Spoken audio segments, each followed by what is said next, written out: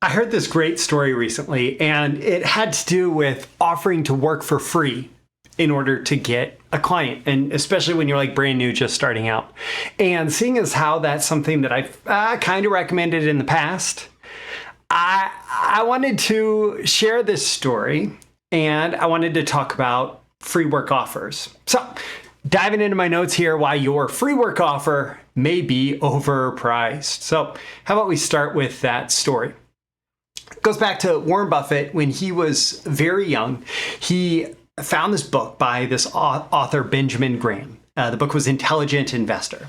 And Ben Graham taught at Columbia University. Warren Buffett ended up applying next year to actually go study at Columbia University to study under Ben Graham, got to know him as a professor, came back after graduation and said, "I'll work for you for nothing." Now, this is the future best investor in the history of the world, future richest man in the world, right? Said, "I'll work for you for nothing," fresh out of college. And Ben Graham said, "You're overpriced. I'll work for you for nothing. You're overpriced." Okay. Ouch. Ouch. Then apparently a couple of years later, Graham actually wrote to Warren Buffett and said, "I'd like to hire you." And he paid him more than nothing for that work.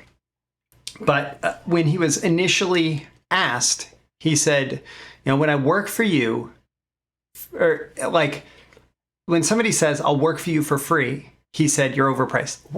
What the heck is he talking about? It's free, right?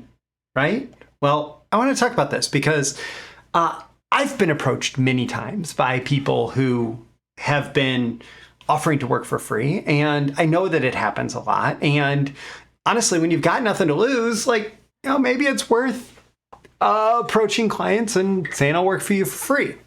So my very first copywriting client, I offered to work for him for free up until the point where what I was doing was successful, at which point he was going to pay me for all the past work.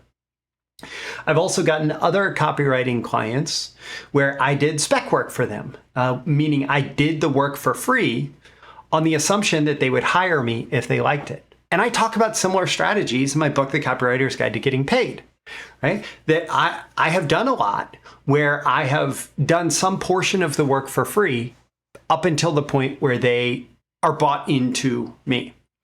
And it can work. It can work. Like I said, that's how I got my first copywriting client. I've broken into different industries in similar ways. I've gotten my foot in the door by offering to do at least some portion of the work for free. But, if you're in Graham's position where somebody is offering to do the work for free, regardless of if that person might be the future richest person and most successful investor in the history of the world, or, some schlum, somebody who has no future, right? Number one, you don't really know the difference, right? You just know somebody's offering to work for free. And number two, free work is often overpriced. So what does that mean? The downside of hiring someone for free work is, there's often actual cost associated with hiring somebody, especially if they come into your office. And so, if they need equipment, there's going to be that. If they they need set up with accounts at various places, there's going to be that. There's going to be some actual cost, right? Usually fairly nominal, but there is some actual cost to hiring somebody. A bigger cost, maybe the biggest cost, at least in terms of immediate impact, is the time cost. Somebody who is at a place in their career where they're willing to work for free is usually going to take a ton of handholding. They're going to take a ton of work to actually get them to do the work. And I think that that's the biggest thing that Graham was thinking about when he told Warren Buffett, "You're overpriced. Trying to work for free, you're overpriced." Because the time cost associated with a new employee in any skilled field is immense. And the person who is spending that time often has other things that are valuable that they could be doing with their time. And, so when I have hired copywriters, one of the things that I have done when I've hired copywriters is I've actually got them to pay for training. And then I've created situations where we split the project fee, so I was getting paid and they were getting paid. But in all cases, especially for first projects, there was a lot of hand-holding, a lot of unexpected time investment required to help those copywriters succeed. Those people who would have worked for free, the amount of work required to get the quality of work necessary out of them was pretty substantial. So it's not working for free, even though it's working for free monetarily. It's working for a pretty substantial cost of my time that I'm having to invest in you, with the hope that it's going to pay off down the road. And the other important cost here is opportunity cost. What else could I be doing with that time in order to get whatever result that I want, right? Grow my business, whatever. What else could I be doing with that time? And in some cases, that opportunity cost is even more, right? And so this whole idea of free work, while from the person who's willing to not get a paycheck in exchange for their work, feels like it is free, the person who is hiring someone to do free work oftentimes recognizes that there is ample cost to them associated with it. And oftentimes that cost actually feels like more, especially in terms of time, right? Money can be made back, but time can never be returned. Especially in terms of time cost, there's more cost to that person who's willing to work for free than in some cases somebody who's a very high-priced premium employee. So if you are trying to get this kind of opportunity, if you're trying to get clients in the same way that you might offer free work, I want you to understand this important concept. It's all about de-risking the transaction for them. So number one, you got to think about like, okay, there's maybe a dollar cost, but there's also a time cost and there's also an opportunity cost. So how can I minimize the amount of dollars required? How can I minimize the amount of time required of them? How can I minimize the missed opportunity from focusing on working with me?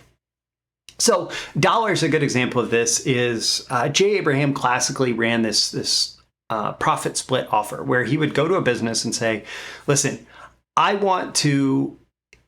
understand that you have a big customer list. I also understand that you don't regularly market to that customer list. I would like permission to market to your customer list and make offers for your products and services. I will pay all of the marketing costs associated with that. I will do all the work associated with that. All that you have to do is take and fulfill the orders. And for all the orders that are tracked back to the marketing that I do, I would like 25% of the margin, profit, revenue generated, whatever the thing was that worked in that business, right? And so he took away all the costs associated with that. He said, I'm going to market to your list. You don't have to do anything besides take the money. And I would like a portion of the money that I generate. And so there's no dollar cost, really. There's basically no time cost. The opportunity cost is very small there, especially if he's successful. And so he found a way to de-risk that transaction and make it a no-brainer. Right?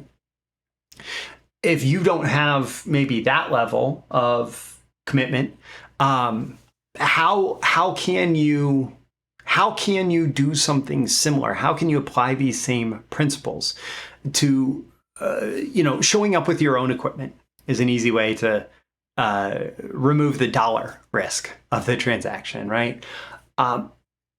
Doing things that don't require time input from the person who is hiring you, right?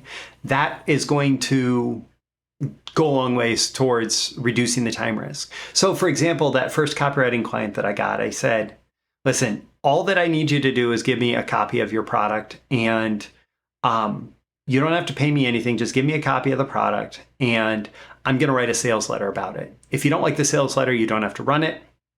If you run it and it doesn't perform better than what you are doing right now, you don't have to pay me anything.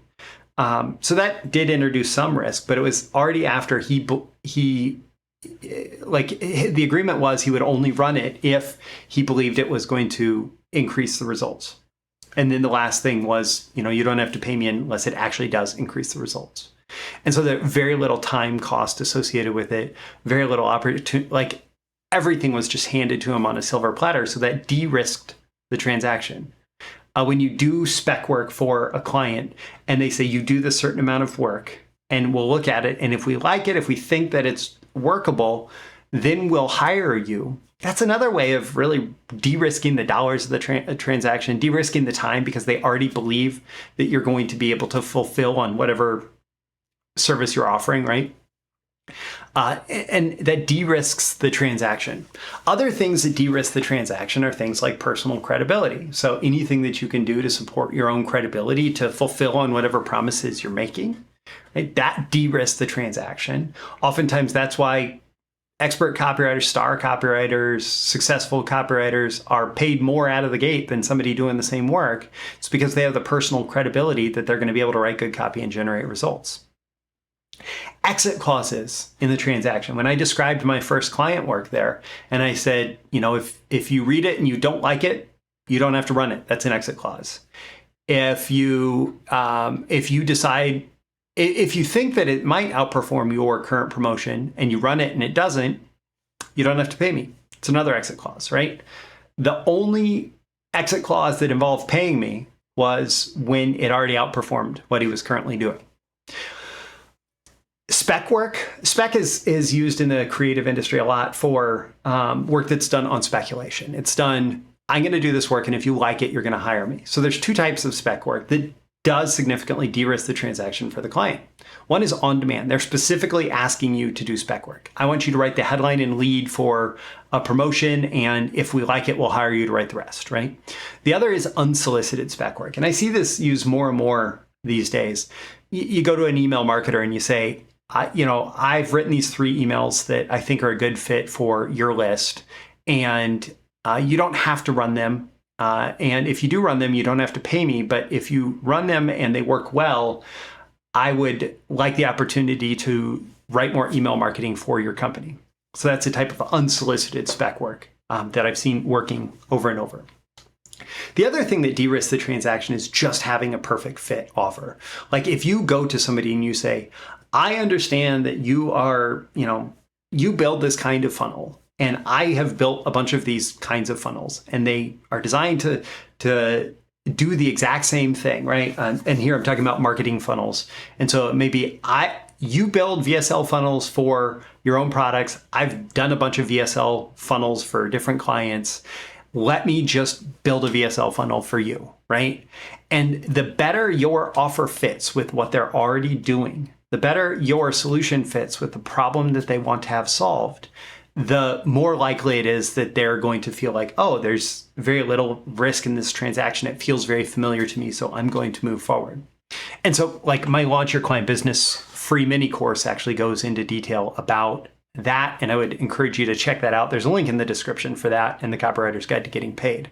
My call to action for you at the end of this episode, number 1 is to ask yourself how you can use this going forward. Don't forget to like and subscribe. Number 2, so you get more content like this delivered to you. You can subscribe here. There's also subscribe links in the description. And there are those links to the Copywriter's Guide to Getting Paid, which is available for under $5, and the Launch Your Client Business free mini course, which will help you launch or relaunch your client business, including building a perfect fit offer that your clients are just going to want to say yes to, even if you're not offering to work for free, even if you're asking those clients to pay you, which is even better to do in the long run. I'm Roy Furr. This is Breakthrough Marketing Secrets, and I'll catch you again in the next episode. See you soon. Bye. Thank you once again for tuning in to this daily episode of Breakthrough Marketing Secrets. Remember, check out the links with this episode for even more value. Now make sure you like, comment, share, subscribe, and engage in every way you can to keep this show going and growing and delivering daily value to you. I'll catch you soon for your next big breakthrough.